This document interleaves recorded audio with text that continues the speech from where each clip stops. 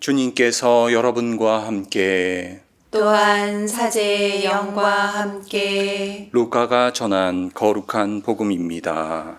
주님 영광 받으소서. 그때 주님께서 말씀하셨다. 이 세대 사람들을 무엇에 비기랴? 그들은 무엇과 같은가? 장터에 앉아 서로 부르며 이렇게 말하는 아이들과 같다. 우리가 피리를 불어주어도 너희는 춤추지 않고 우리가 곡을 하여도 너희는 울지 않았다. 사실 세례자 요한이 와서 빵을 먹지도 않고 포도주를 마시지도 않자 저자는 마귀가 들렸다 하고 너희는 말한다. 그런데 사람의 아들이 와서 먹고 마시자 보라, 저자는 목보요 술꾼이며 세리와 죄인들의 친구다 하고 너희는 말한다. 그러나 지혜가 옳다는 것을 지혜의 모든 자녀가 드러냈다. 주님의 말씀입니다. 그리스도님 찬미합니다. 네, 벌써 긴 연휴의 마지막 날입니다. 신자분들은 혹시 긴 연휴 동안 가족들 혹은 친지분들 또 사랑하는 사람들과 좋은 시간을 보내셨는지 모르겠습니다. 이렇게 좋은 명절에 가족들이나 친척들 혹은 친구들 이렇게 오랜만에 보는 사람들과 같이 모이는 자리에는 왜 그런지 모르겠습니다만은 항상 좀 분쟁이 생기는 것 같습니다. 오랜만에 얼굴을 봐서 사실은 이렇게 좋은 이야기들을 나누면 좋은데 항상 그 자리에 뭔가 이렇게 가시돋친 이야기가 있어서 상황이 좀 안 좋아지는 경우가 종종 생기는 것 같습니다. 우리 마음 속으로는 분명히 사랑하는 마음이 있는데 왜 그런 것이 이렇게 말로 나오지 않는지 혹은 행동으로 나오지 않는지 모르겠습니다.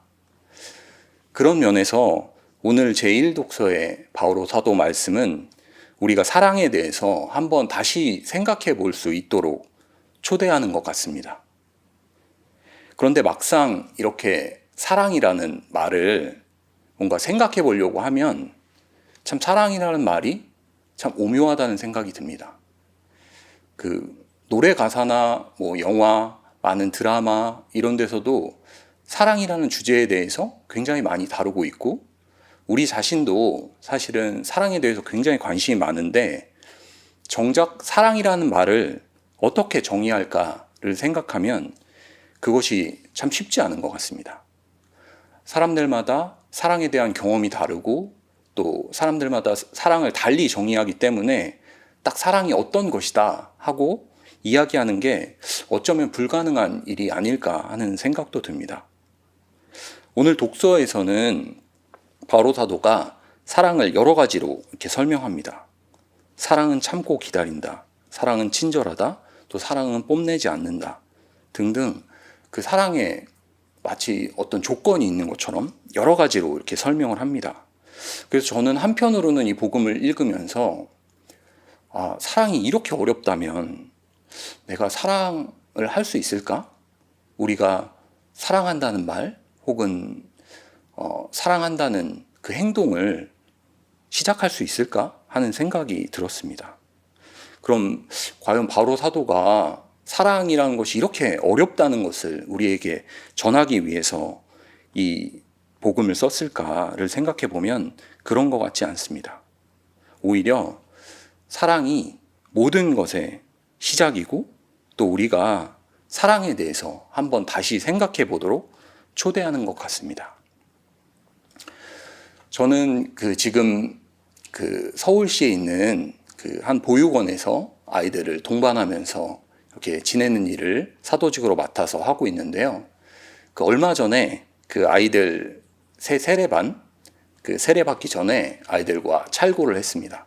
그래서 아이들 한 명 한 명 이렇게 불러서 이렇게 기도문 외운 것도 물어보고 교리 시간이 어땠는지도 물어보고 여러 가지 이렇게 대화를 나눴는데 그 대화를 나누다가 제가 이제 성체성사를 설명하면서 아이들이 그 세례를 받으면 뭐가 제일 좋냐고 이렇게 물어보면 이제 성체를 모실 수 있어서 제일 좋다 이렇게 얘기를 하길래 성체성사에 대해서 좀 설명을 하면서 예수님께서 성체를 통해서 당신 몸을 우리에게 이렇게 선물로 주시고 우리가 그 사랑을 성체를 통해서 받아 모신다.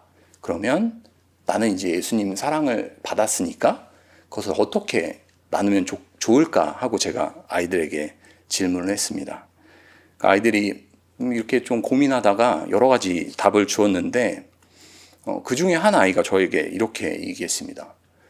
신부님, 저는 그 어떤 친구가 있는데 다른 친구들이 그 친구랑 이렇게 놀지 않으려고 해요. 그랬을 때 제가 그 친구를 같이 놀자 이렇게 초대해서 그 친구랑 같이 놀아요. 또 그 친구들이랑 놀다가 누가 나에게 이렇게 안 좋게 대하면 내가 기분이 나쁠 때 잠깐 그 자리를 피해 있다가 다시 기분이 가라앉으면 와서 그 친구랑 같이 놀고 아니면 그 친구에게 제가 잘못하지 않았어도 제가 사과하기도 해요. 이렇게 얘기하는 거예요. 그 친구의 그 이야기를 듣는데 참 기특하기도 하고 마음 한편이 이렇게 먹먹해지면서 이 어린이의 시선으로 바라본 사랑이 이런 것이구나. 그리고 이 아이가 사랑에 대해서 계속 자기가 그것을 어떻게 살아내야 할지, 어떻게 행하는 것이 사랑인지 생각하고 있구나 하는 생각이 들었습니다. 그래서 그 아이의 이렇게 찰고를 듣고 나서 사랑이란 것이 꼭 오늘 독서에서 바오로 사도가 말씀하시는 것처럼 여러 가지 조건들, 사랑은 이렇게 해야 되고 저렇게 해야 되고 이렇게 하면 안 되고 저렇게 하면 안 되고 과연 그런 것인가 이렇게 생각해 봤을 때 그런 것 같지 않습니다. 그래서 어쩌면 오늘 독서와 같이 사랑에 여러 가지 조건들이 있기 때문에 그 사랑을 실천하고 있지 못하다고 생각해서 좌절하시는 분들이 계시다면 그러지 않으셔도 된다고 말씀드리고 싶습니다. 왜냐하면 우리를 먼저 사랑하신 하느님께서는 우리가 죄인인 것을 다 아시고 당신께서 우리가 죄인인 것을 알지만 그런 우리를 사랑하시고 우리를 구원하기 위해서 당신이 가장 사랑하는 외아들마저 십자가 죽음에 내어주실 정도로 우리를 사랑하시는 분이기 때문입니다. 그런 분이 우리의 어떤 사랑하는 방식이나 아니면 사랑하는 그 어떤 표현, 행동, 말이 부족하다고 해서 우리를 벌하시거나 탓하실까 이렇게 생각하면 그런 것 같지 않습니다. 오히려 우리의 그런 부족한 점들, 마치 그 어린이의 사랑 방법이 어른의 시선으로 봤을 때는 부족한 것이 있더라도 그 순수한 마음을 보고 제가 너무나 그 아이가 기특하고 사랑스럽게 여겼듯이 하느님께서도 우리를 보면서 우리의 부족한 사랑을 당신의 더 큰 사랑으로 채워주지 않을까 합니다.